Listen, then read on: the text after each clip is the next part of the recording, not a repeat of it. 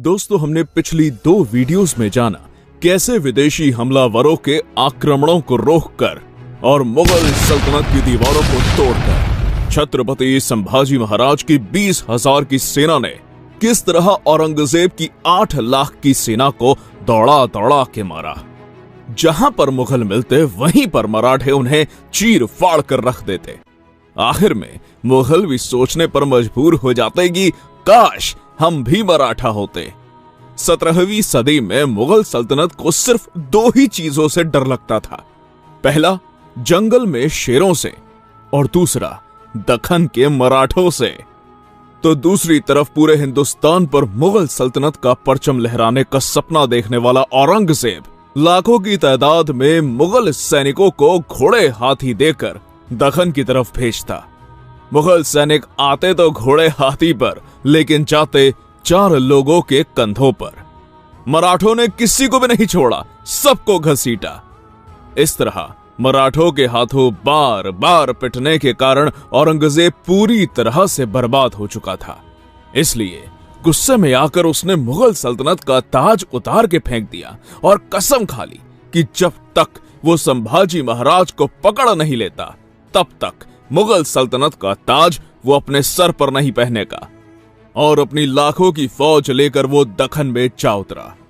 लेकिन महाराष्ट्र के सह्याद्री पर्वतों की सैर करना मुगलों की औकात से बाहर था, क्योंकि सह्याद्री पर्वतों की सैर सिर्फ 3 ही लोग कर सकते थे।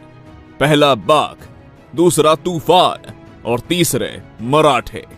इन तीनों के अलावा सह्याद्री पर्वतों पर चढ़ना किसी के लिए भी संभव नहीं था। सह्याद्री पर्वतों की हर एक खुफिया जानकारी मराठों को पता थी, इसलिए मराठे कहीं से भी आकर मुगलों को जंगलों के बीच में घेर कर मौत की नींद सुलाते थे। इस तरह मराठों ने मुगलों को काट काट कर मौत का तांडव मचा दिया था। थके हारे औरंगजेब को समझ नहीं आ रहा था कि कैसे रोके इन मराठों को, इसलिए वो गुस्से से गरज पड़ा, या अल्लाह, क्या खिलाते हैं ये मराठे अपने बच्चों को? क्यों पैदा नहीं होते उनके जैसा एक भी शख्स हमारे सल्तनत में? सह्याद्री के पर्वत ऊंचे ऊंचे और चारों तरफ से जंगलों से घिरे हुए थे। इसी कारण औरंगजेब की सेना सह्याद्री पर टिक नहीं पाती थी। इसलिए औरंगजेब ने एक तरकीब लगाई। शंभू राजे के खिलाफ दूसरे हिंदू राजा को खड़ा कर दिया। वो जाके सीधा महेश्वर के राजा चिक्का देवराय के साथ मिल गया। उसे लगा कि उत्तर से मुगल सेना और दक्षिण से महेश्वर की सेना मराठों को घेर लेगी, तो हम आसानी से मराठों का सफाया कर सकते हैं। लेकिन इस बात की भनक जब संभाजी महाराज को लगी तो उन्होंने महेश्वर के राजा चिक्का देवराय को काफी समझाया। लेकिन चिक्का देवराय औरंगजेब का मित्र था। इसी वजह से उसने संभाजी महाराज द्वारा भेजा गया सुलह के प्रस्ताव को ठुकरा दिया और 3 मराठा सरदारों के सर काटकर श्रीरंगपट्टनम के द्वार पर लटका दिए। ये खबर जब छत्रपति संभाजी महाराज को पता चली तो प्रतिशोध लेने के लिए संभाजी महाराज ने त्रिचनापल्ली के किले पर घेराबंदी कर दी और महेश्वर राज्य पर हमला कर दिया। अब महेश्वर के सेना और मराठा सेना के बीच एक भयंकर युद्ध छिड़ गया। मराठे हर हर महादेव की घोषणा देकर महेश्वर की सेना को चीरते हुए आगे बढ़ रहे थे। मराठों ने महेश्वर की सेना पर अग्नि बाणों से प्रहार किया, जिसमें चिक्का देवराय की सेना और उनकी सारी सामग्री जल के खाक हो गई। अंत में मराठों का यह भयानक रूप देखकर चिक्का देवराय ने मराठों के आगे अपने घुटने टेक दिए। चिक्का देवराय संभाजी महाराज से इतना डर चुका था कि युद्ध भरपाई की रकम देने के लिए वो सामने आया ही नहीं, बल्कि अपने छोटे भाई को आगे कर दिया। इस तरह छत्रपति संभाजी महाराज ने महेश्वर के राजा चिक्का देवराय को भी ठिकाने लगा दिया। उस समय पूरे दक्षिण भारत में किसी की हिम्मत नहीं थी जो संभाजी महाराज से टक्कर ले सके। दक्षिण भारत में मार खाने के बाद अब औरंगजेब गोवा के पुर्तगालियों के साथ मिल गया। गोवा में पुर्तगालियों द्वारा हिंदुओं को जबरन धर्म परिवर्तन करना अपने चरम सीमा पर था, पर शंभू राजे भी कहाँ रुकने वाले थे। गोवा में हो रहे हिंदुओं के अत्याचारों की खबर जब संभाजी महाराज को लगी तो उन्होंने तुरंत अपना मोर्चा गोवा की तरफ निकाला और हिंदुओं का धर्मांतरण करने वाले पुर्तगालियों को पेड़ से लटका लटका के मारा। अफ्रीका से आए हुए सिद्धियों को भी नहीं छोड़ा, सबको घसीटा। एक साथ 12 से भी ज्यादा सल्तनतों को धूल चटा दी थी इस अकेले शेर ने।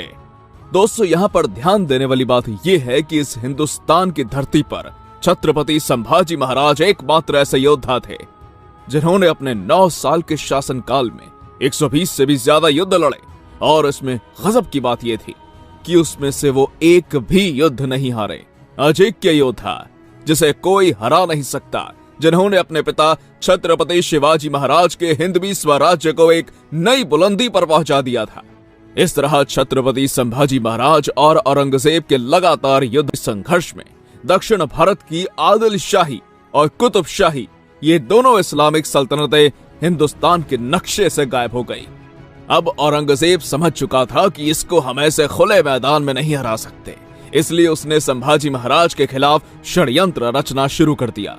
और एक दिन संभाजी महाराज अपनी सेना को दूसरी तरफ भेजकर राजनैतिक काम के चलते संगमेश्वर के रास्ते से गुजर रहे थे। तभी कुछ अपने ही गद्दारों ने धन की लालसा में इस गुप्त रास्ते की जानकारी मुगल सरदार मुकर्रब खान को दे दी। इसलिए बिना देर गवाए मुकर्रब खान की 12,000 की सेना ने संभाजी महाराज को चारों ओर से घेर लिया।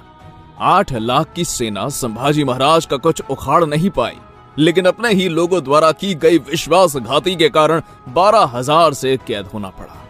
संभाजी महाराज और उनके मित्र कवि कलश को कैद कर लिया गया। यह खबर जब औरंगजेब को पता चली तो उसने आदेश दिया कि इन दोनों काफिरों को विदूषक के कपड़े पहनाएं, दर्दनाक यातनाएं देकर ढोल नगाड़े बजाकर पूरे शहर में घुमाओ। कोई उन पर पत्थर फेंकता तो कोई तलवार से उनके शरीर पर घाव करता, तो कोई नाखून से उनके शरीर को नोचता, तो कोई ऊंट की पूंछ को मरोड़ देता।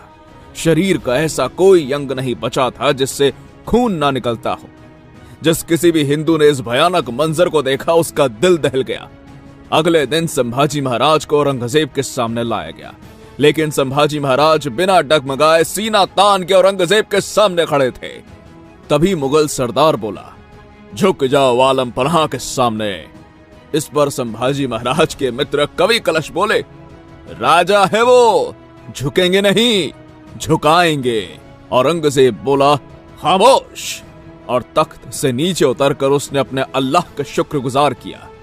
उसकी आंखों से मानो खुशी के आंसू टपक रहे थे। ये सारा नजारा देखकर छत्रपति संभाजी महाराज अपने मित्र कवि कलश से बोले, कवि जी, इस प्रसंग पर तुम्हें कोई कविता सूझती है? कवि कलश बोले, हाँ राजे, क्यों नहीं। पूरा मुगल दरबार हिल गया। मौत के मुंह में ये संभाजी और इसे कविता सुननी है। इस घटना पर मुगल इतिहासकार काफी खान लिखता है, वो फूटी किस्मत का वो कवि कलश हिंदी में उत्तम कविताएं करता था। उसके शरीर के सारे हिस्से जकड़े हुए थे, सिर्फ आंख और जुबान के सिवा कुछ नहीं हिल रहा था। ऐसी अवस्था में भी उसने एक कविता बोली थी जो कुछ इस प्रकार थी, यावन रावण की सभा शंभू बंध्यो बजरंग, लहू लसत सिंदूर सम खूब खेलियो रणरंग, राजन हो तुम सांचे खूब लड़यो तुम जंग, त्यो तुम तप तेज निहार के तख तेजो अवरंग। इसका मतलब था कि मुगल रावण की सभा में संभाजी महाराज को ऐसे बांध के लेके जा रहे हैं कि जैसे कि वो खुद बजरंग बली हनुमान हो, और संभाजी महाराज के बदन से बहता लहू जैसे हनुमान जी के शरीर पर लिपटा हुआ सिंदूर लग रहा है। शंभू राजे, क्या लड़े हो आप जंग, क्या आपका शौर्य, क्या आपका पराक्रम, क्या आपका तेज। आपका ये तेज देखकर औरंगजेब खुद अपने सिंहासन को त्याग कर आपके सामने घुटने टेक कर बैठा है। ये शब्द सुनकर औरंगजेब गुस्से से गरज पड़ा और उसने आदेश दिया कि ले जाओ इन दोनों को हमारे नजरों के सामने से और डाल दो कारागार में। औरंगजेब हर रोज आता और संभाजी महाराज से सवाल करता, तुम्हारा खजाना, हीरे जवाहरात, संपत्ति कहाँ रखी है, हमें दे दो। हमारे कौन कौन से आदमी तुम्हारे साथ मिले हुए थे उनका नाम बता दो। मराठा साम्राज्य को हमारे हवाले करके हमारे गुलाम बन जाओ, और हाँ, इस्लाम कबूल करोगे तो आज ही जीवित बचोगे। लेकिन इस पर छत्रपति संभाजी महाराज का जवाब कुछ इस तरह था, धर्म मतलब आस्था, और आस्था बदली नहीं जाती औरंगजेब। संभाजी 1000 बार जिएगा, 1000 बार मरेगा, मगर हिंदू धर्म नहीं छोड़ेगा। तभी औरंगजेब बोला, अरे कैद में तू है या मैं? तुझे हमसे डर नहीं लगता संभाजी? संभाजी महाराज बोले, नहीं औरंगजेब, हमें किसी से डर नहीं लगता, लेकिन हमारी वजह से सबको डर लगता है। औरंगजेब गुस्से से आग बबूला हो गया और उसने आदेश दिया कि इन दोनों को कड़ी से कड़ी यातनाएं दो। इसलिए अब धीरे धीरे संभाजी महाराज की खाल को खींचा गया। दर्द ज्यादा हो इसलिए जख्मों पर नमक डाला गया, मिर्च को आंखों में डाला गया, बालों को खींचा गया, शरीर से मांस के टुकड़े निकालकर कुत्तों को खिलाया गया, उंगलियां काटी गई, हाथ काटे गए, जलती हुई गर्म लोहे की सिलियां को आंखों में घुसाया गया, जबान काटी गई। हर रोज उनके शरीर के एक एक अंग को काटा जाता। 40 दिन तक औरंगजेब की हैवानियत का यह सिलसिला चलता रहा। अब संभाजी महाराज ने अन्न जल त्याग कर दिया। पहरेदारों के लाख समझाने पर भी संभाजी महाराज ने उनकी एक नहीं सुनी। संभाजी महाराज का समय अब निकट आ चुका था, इसलिए पहरेदारों ने यह बात जाकर औरंगजेब को बता दी और 11 मार्च 1689 को फाल्गुन अमावस्या के दिन संभाजी महाराज को फिर से औरंगजेब के सामने लाया गया। दरबार में उपस्थित मुल्ला मौलवी काजी कहने लगे कि संभाजी महाराज को जीवित रखना मतलब खतरे से खाली नहीं है, इसलिए इसे जल्द से जल्द खत्म कर दो।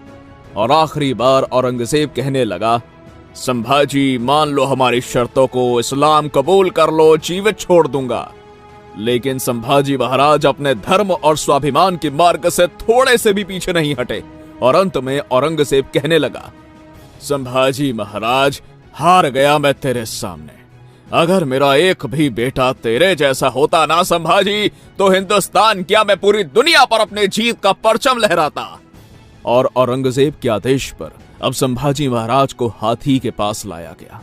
वहां पर उनके शरीर के टुकड़े टुकड़े करके उनके सर को औरंगाबाद यानी आज के छत्रपति संभाजी नगर और वहां से बुन्हानपुर और बाद में दिल्ली के दरवाजे पर लटका दिया गया।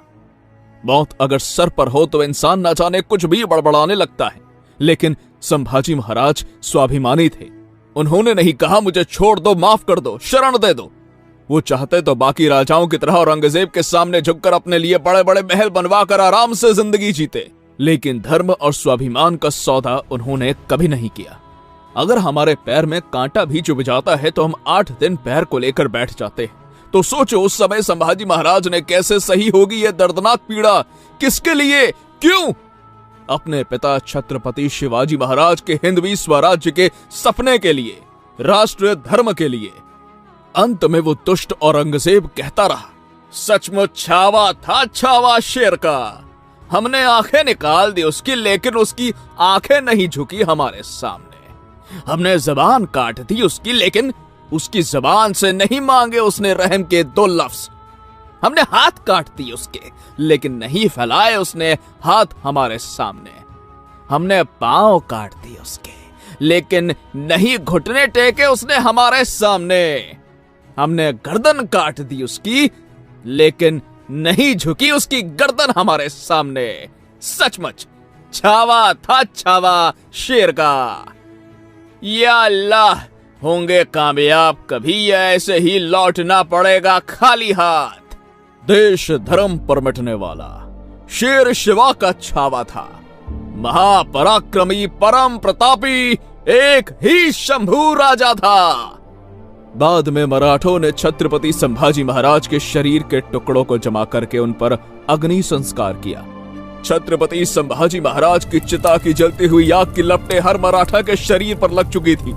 अब हर मराठा हिंदवी स्वराज्य के चिंगारी को अपने अंदर तेजी से भड़का रहा था और एक दिन इस चिंगारी ने औरंगजेब को इसी महाराष्ट्र की मिट्टी में दफन कर दिया। औरंगजेब वापस कभी दिल्ली लौट न सका। मराठे यही नहीं रुके, उन्होंने पूरे मुगल सल्तनत को हिंदुस्तान के नक्शे से गायब कर दिया। औरंगजेब के क्रूर मुगल साम्राज्य का अंत मराठों ने कर दिया था। पुणे से शुरू किया गया मराठा साम्राज्य का तूफान आगे चलकर अफगानिस्तान की सीमा तक जाकर भिड़ गया। इतने बड़े हिंदू साम्राज्य का निर्माण करने का कारनामा इतिहास में मौर्य और गुप्त साम्राज्य के 1000 साल बाद सिर्फ मराठों ने ही करा।